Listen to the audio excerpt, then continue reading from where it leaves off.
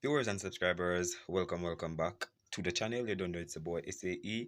Bless upon yourself and thank you all for tuning in. Some of people, the T20 World Cup is upon us, and I'm here to really zoom in and a couple of stuff in terms of I'm gonna give you three players, guys, that um if you could bring them back into the World Cup, which of these three players would you go for? The names are Chris Gale, Marlon Samuel, and also the great legendary Viv Richards. My people, if it's the first time on the channel, please go ahead and hit that subscribe button and turn on the post notification bell to be the first to alerted whenever a new video is uploaded. And don't forget to leave your honest thoughts in the comment section. So, my people, if you could bring one retired player back into the West Indies T20 World Cup squad of the West Indies team, who would you pick?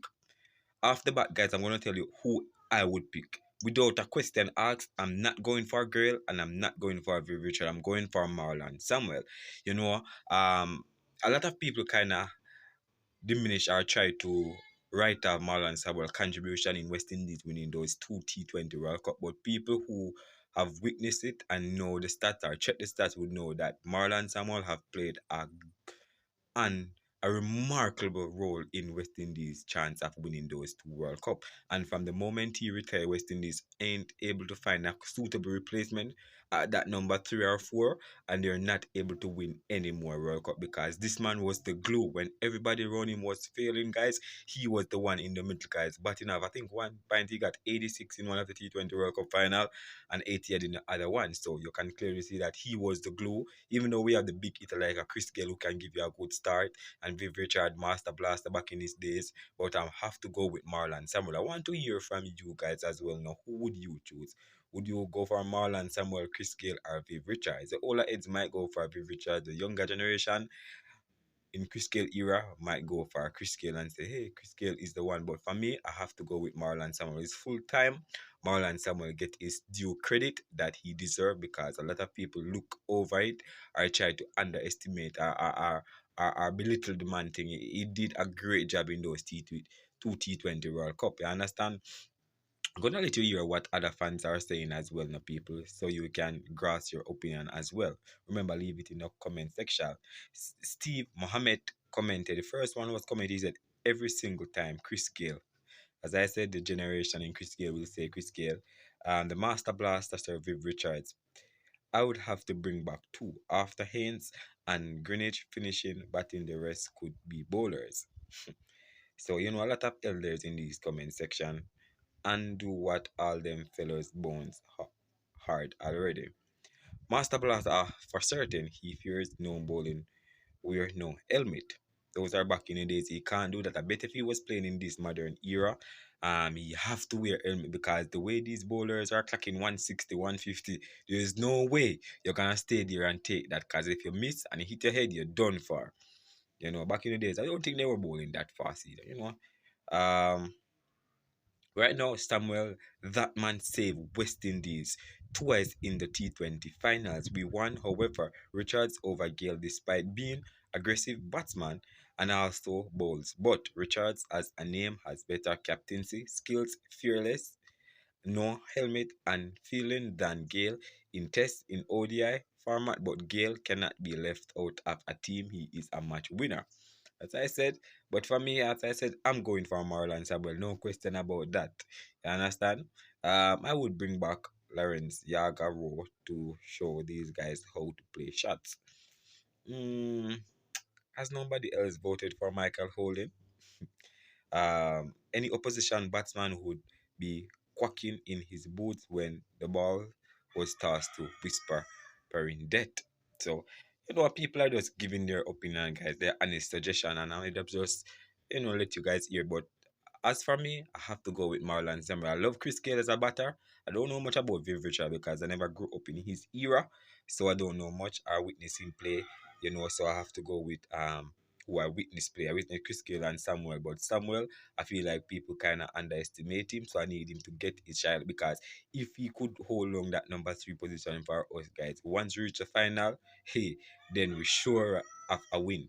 Right now in the West Indies T20 team, we don't have a solid number three. If I'm to be honest with you guys, we don't have that, and that's going to be a problem because you're going to bat you up in the batting, or you're going to bat him at that number three. We need a consistent number three batter in our team. And Marlon Samuels would have been a perfect guy, but you know, if he's not there, somebody have to take up the mantle. We thought we found Puran, more different tempo, but same could get same result from in a, you know, but Puran was an aggressive batter, but a tempered batter, you know, unlike Marlon Samuels was a holder and he was everything that you'd have wanted in a perfect number three in a West Indies, you know, bat around these power hitters like the Holder, the Shepherd, the Powell, the Rutherford, the Hetmeyer, you know, we always produce power hitters, you know. And what West Indies lack is a solid number three batter who can hold his own. You know, we have Shea Up, but Shea Up is likely gonna open the batting because if Brandon King is not performing or if Evan Lewis is not fit, then you know you're gonna have to push it up back up in the batting, and we saw he just got 100 in the SA20, finished as the top run scorer in the SA20. Then you can clearly see that he's the man, he's in form, he's ready for the World Cup. So let's run through a couple more. Viv has been one of West Indies' greatest cricketer. He triumphed down in the trenches in all format of cricket and was a battle-hardened warrior and tactician. Well, one of the most game-winning captains ever in West Indies cricket. You know, I know the older is always gonna say, Viv Richards. You understand? The king of cricket, Brian Lara. Oral or light. West Indies captaincy and on-field leadership has been awful for 30 years. Light leadership turned it around, as did brothers for Australia. That's where it needs to start. So you're saying that the West Indies only lacking a proper technician captain or a captain who can guide the team. And, you know, people, I mentioned that on numerous occasions where I tell you guys the captain is not fit to roll. I think you just stick to batting and let 12-man captain the team. But if you don't see him as a captain material, then nothing we can do as a fan. We call for Robman or we call for, but he picked Shea up, you know, and it is what it is. We heard from the president saying they're gonna reshuffle how they select players now. So I don't know, guys. At one moment they try this strategy and it don't work, you're gonna go to another until it's like a recycling bin where it's never empty. And always trash, recirculating trash over and over. This strategy don't work, you go to the other one. That don't work, you go to the other one. So it's always like that in West Indies cricket. George Shaw comment, well, for me, it's a toss up between the icon and the universe boss.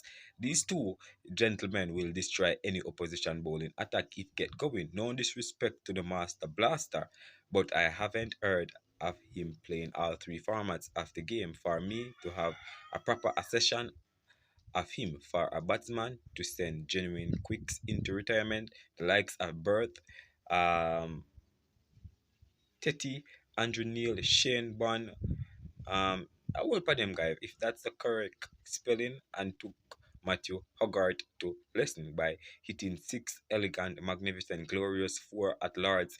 Uno cricket if Uno leave him out, Christopher Henry Gale or Sir Charles for me, and then the icon. So you have to go with Chris Gale or the icon. But as I say, I'm going with the icon. You guys can leave your thoughts in the comment section. I'm not gonna really read much more in the to these comment, guys. You guys can leave your honest thoughts down below. All right, bless up.